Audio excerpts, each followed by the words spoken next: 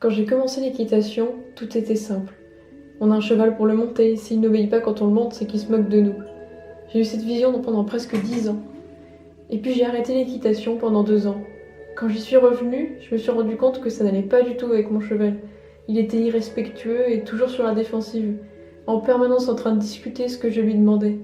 J'ai donc cherché des solutions dans les livres, sur internet. C'est à partir de là que j'ai commencé à considérer le cheval dans son entièreté. Comment le nourrir le plus naturellement possible, l'entretenir au mieux et le faire vivre dans les meilleures conditions. J'ai pris la décision de laisser mon cheval s'en faire et d'apprendre à le parer moi-même.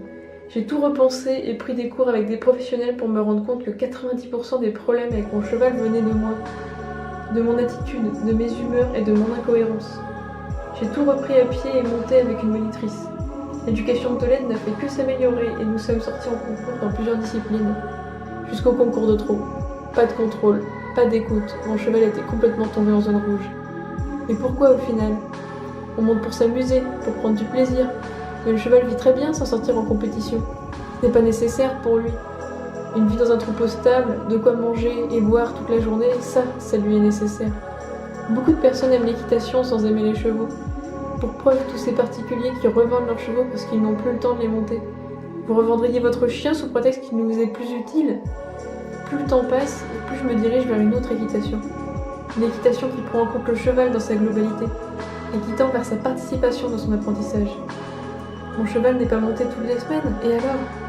Je prends autant, voire plus de plaisir à les voir au pré vivre leur vie qu'à les faire travailler. Je sais que ma pensée est loin celle de beaucoup d'autres cavaliers, mais je suis fière d'avoir changé ma vision des choses, pour leur bonheur et notre relation. Avec mon poulain, je prends un nouveau départ. Ils ont encore tellement de choses à m'apprendre, et le chemin est long, mais j'ai le sentiment qu'on a pris le bon aiguillage.